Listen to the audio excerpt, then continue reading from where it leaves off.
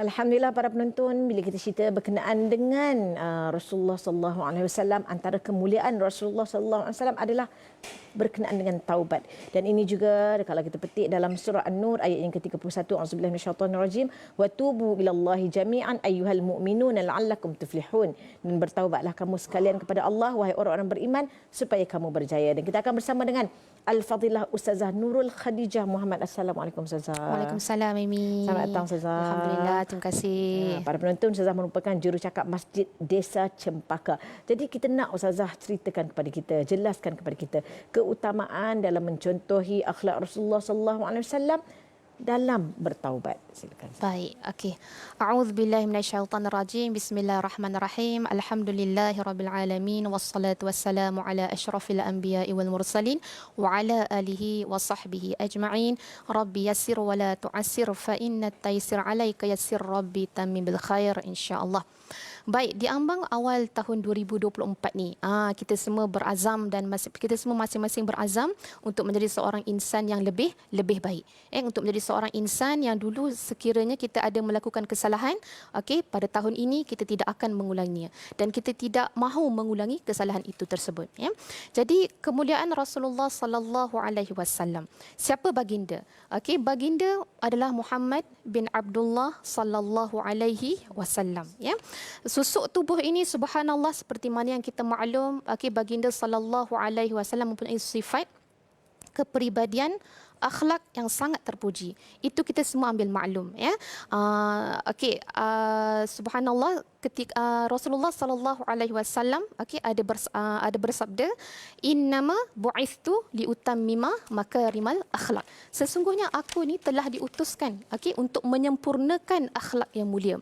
Akhlak telah mulia, tapi Rasulullah sallallahu alaihi wasallam telah dikurniakan untuk menyempurnakan, untuk mengakhiri sebuah akhlak yang mulia. Akhlak mulia ni tuan-tuan dan puan-puan yang dirahmati oleh Allah Subhanahu wa taala sekalian, merangkumi semua aspek dalam kehidupan seharian kita sebagai umat manusia, sebagai seorang manusia. Sama ada macam mana cara kita bertutur, macam mana cara kita berkomunikasi, macam mana cara kita bermuamalah, bergaul dengan masyarakat sekeliling, macam mana kita menyantuni ahli-ahli keluarga, menyantuni masyarakat sekeliling kita. Jadi semua ini tauladan kita, qudwah hasanah kita telah kita ada.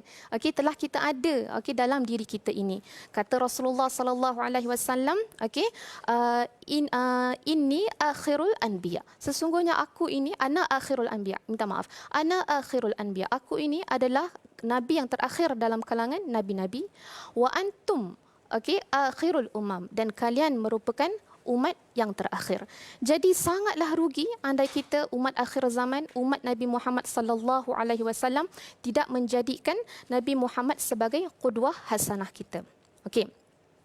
Role model yang kita jadikan ini Nabi Muhammad sallallahu alaihi wasallam ni, baginda punch in sahaja baginda sallallahu alaihi wasallam sebagai Rasulullah, tiada istilah punch out dalam urusan baginda sehingga akhir hayat baginda sallallahu alaihi wasallam. Macam ini lepas dah punch in ada punch out lepas ni kan. Jadi lepas ni Rasulullah sallallahu alaihi wasallam tiada istilah punch out sehinggalah ke akhir hayat baginda. Jadi sepanjang kehidupan baginda telah menunjukkan akhlak yang baik, sifat kepribadian yang baik yang sangat mulia, hatta diiktiraf oleh penduduk Mekah Al-Mukarramah sebelum dilantik menjadi Rasulullah sallallahu alaihi wasallam, sehingga baginda sallallahu alaihi wasallam digelar Al-Amin. Apakah maksud Al-Amin? Amanah. Yang kita rasa macam baik ini, tak ada seorang pun panggil saya Khadijah Al-Amin, Fauzi Al-Amin. Tak ada. Jadi Rasulullah ni punya wow faktor dia dekat situ, sangatlah hebat sehingga beliau baginda sallallahu alaihi wasallam digelar sebagai Al-Amin yang bermaksud amanah. Firman Allah Subhanahu wa taala dalam surah Al-Qalam ayat yang keempat. A'udzu billahi minasyaitonir rajim. Wa innaka la'ala khuluqin azim. Sesungguhnya aku ini anak akhirul anbiya. Aku ini adalah nabi yang terakhir dalam kalangan nabi-nabi. Wa antum akhirul umam, dan kalian merupakan umat yang terakhir. Jadi Rasulullah ni punya wow faktor dia dekat situ, sangatlah hebat sehingga beliau baginda sallallahu alaihi wasallam digelar sebagai Al-Amin yang bermaksud amanah. Firman Allah Subhanahu wa taala dalam surah Al-Qalam ayat yang keempat. A'udzu billahi minasyaitonir rajim. karim, ya, yang bermaksud sesungguhnya engkau mempunyai akhlak yang amat mulia. Okey, ini ayat ini untuk Rasulullah. Dalam ilmu Al-Quran, suratul Qalam, ya, ulama Al-Quran daripada ayat 1 hingga ayat 7 menyatakan, menerangkan bahawa tentang keagungan akhlak Nabi Muhammad sallallahu alaihi wasallam sahaja. Okey. Okey, kemudian apakah keutamaan kita? Okay, balik pada soalan Amy tadi, apakah keutamaan kita apabila kita menjadikan Rasulullah sebagai qudwah hasanah kita? Yang pertama, sudah pasti ingin mendapat redha Allah Subhanahu wa taala. Itu yang paling pertama, mendapat redha Allah. Okey, sebagaimana Allah telah berfirman, "Wa ma khalaqtul jinna", tidak aku menciptakan jin, wal insa, manusia, illa liya'budun, untuk mereka beribadah kepada aku. Itu yang pertama, mendapat redha Allah.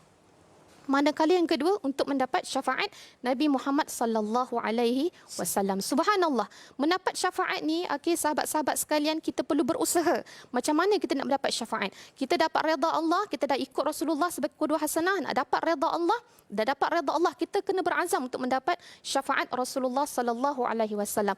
Macam mana kita nak dapatkan syafaat Rasulullah sallallahu alaihi wasallam? Sudah pasti kita kena mengamalkan dan menghidupkan sunnahnya. Seperti mana yang kita maklum sekarang, subhanallah, pempengaruh dalam bahasa Melayu kita panggil yang terkenal sekarang ni, yang pempengaruh beliau yang terkenal sekarang ni, Amy, itu Alif Satar. Subhanallah, beliau membawa apa, sahabat-sahabat sekalian, tuan-tuan dan puan sekalian, hashtag geng subuh macam Jumaat. Subhanallah, hebat. Bagi saya itu adalah kerana sarana Rasulullah sallallahu alaihi supaya kita menunaikan solat jemaah di rumah Allah. Okey, menunaikan solat secara berjemaah. Jadi pempengaruh kita ni membuat kempen hashtag geng subuh macam Jumaat. Okey, dia telah ajak, dia mengajak kita semua. Jadi kita kena faham konsep sunnah Rasulullah, kemudian kita ajak masyarakat sekeliling kita dan kita amalkan dalam kehidupan seharian kita, dan jangan lupa kita kena tidak melakukan segala larangan daripada Nabi Muhammad sallallahu alaihi wasallam. Okey. Itu dia dalam Ustazah bila cerita berkenaan dengan taubat ni. Taubat ni adalah satu keazaman yang kita dah berazam, kita dah tak nak buat lagi, kita dah menyesali apa yang kita lakukan dan kita nak memperbaiki diri kita. Betul. Tetapi takut-takut keazaman itu tertinggal di belakang apabila kita terleka. Maknanya kita mengulangi kembali kesalahan itu. Jadi dengan alasan iman yazid wa yanqus, naik dan turun. Jadi bagaimana untuk kita nak kekal istiqamah dengan azam kita untuk bertaubat? Allahu akbar kabira, Allahu akbar. Okey, bercakap tentang taubat ni, subhanallah. Taubat ni, okey, tuan-tuan dan puan yang rahmati Allah Subhanahu wa taala. Okey, kita bermaksud, okey, Ibnu Manzur dalam kitab Lisanul Arab, berkata bahawa taubat ni kita kembali kepada pencipta. Kita kembali kepada Tuhan kita daripada melakukan kesilapan, daripada melakukan kesalahan. Itu adalah taubat, ya. Bila saya berbaca tentang taubat ni, saya akan teringat salah satu sesi perkongsian daripada Da'i Hamidah. Di perkongsiannya, di pertandingan Da'i pada ketika itu yang bertajuk aku pendosa juga ingin ke syurga. Subhanallah. Okey, tuan-tuan dan puan-puan sekalian boleh lihat, okey, banyak aku seorang pendosa. Kita memang seorang pendosa, tuan-tuan dan puan-puan sekalian. Kita tidak boleh lari daripada kesalahan, tidak boleh lari daripada kesilapan. Okey, aku juga pendosa yang ingin ke syurga ni, kita semua berazam untuk masuk ke syurga. Tadi saya cakap yang pertama untuk mendapat redha Allah, yang kedua mendapat syafaat Nabi Muhammad sallallahu alaihi wasallam, dan yang ketiga apabila kita mengamalkan qudwah hasanah Nabi Muhammad tadi tu, okey, masyarakat sekeliling akan menyenangi kita. Okey, yang tentang bertaubat tadi. Okey, sesungguhnya bertaubat daripada kesalahan ni hukumnya adalah wajib. Okey, jangan risau, jangan takut. Subhanallah, innallaha ghafurur rahim. Okey, taubat ni tuan-tuan dan puan-puan sekalian, contohnya saya maksudkan, saya beri contoh daripada diri saya sendirilah, ya. Okey, kemungkinan besar insan sekeliling nampak baiknya, okey, bagusnya dia. Tapi sahabat-sahabat sekalian, tuan-tuan dan puan-puan yang dirahmati Allah Subhanahu Wa Taala, Allah menyembunyikan aib saya sendiri. Innallaha ghafurur rahim. Allah itu Maha Pengampun. Mohonlah ampun sentiasa. Okey, berazam memohon ampun. Yang kedua, mencari persekitaran yang sangat baik, okey, kawan-kawan yang baik. Yang Yang ketiga, memang kita kena berazam tidak melakukan kesalahan. Okey, andai lakukan kesalahan lagi, istighfar.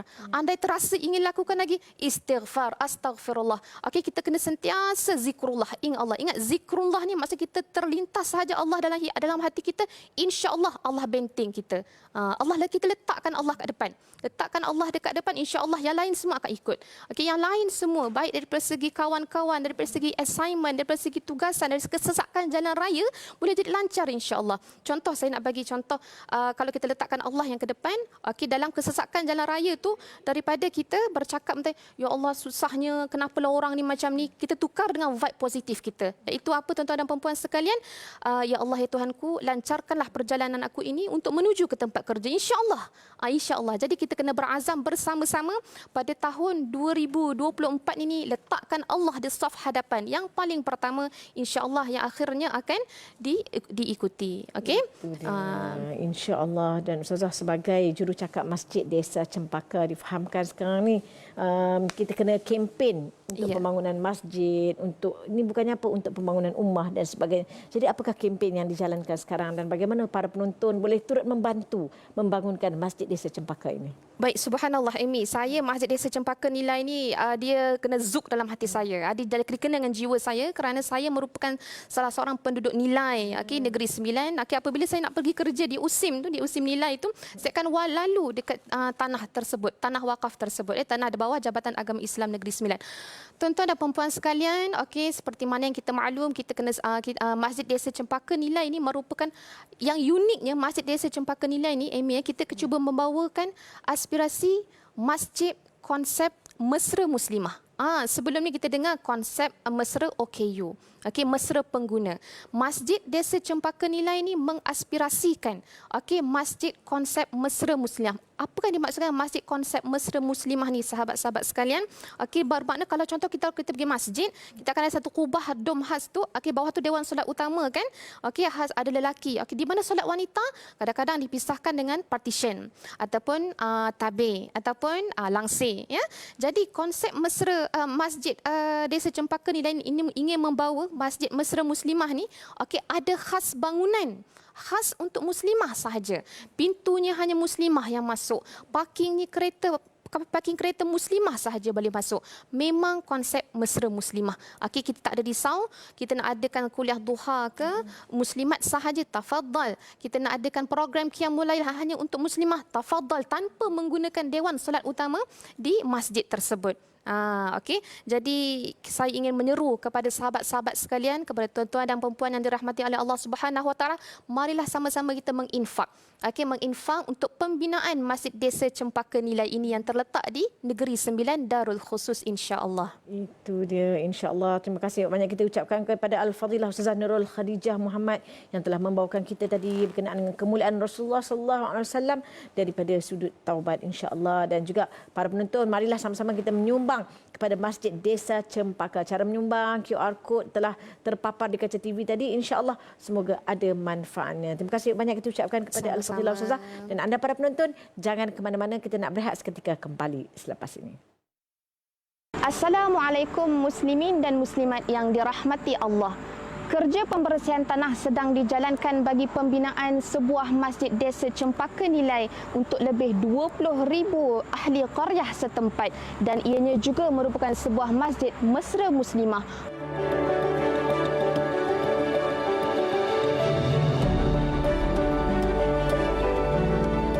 Maka kami menyeru muslimin dan muslimat untuk bersama-sama berinfak dalam pembinaan masjid ini. Semoga Allah merahmati kita semua, insya-Allah.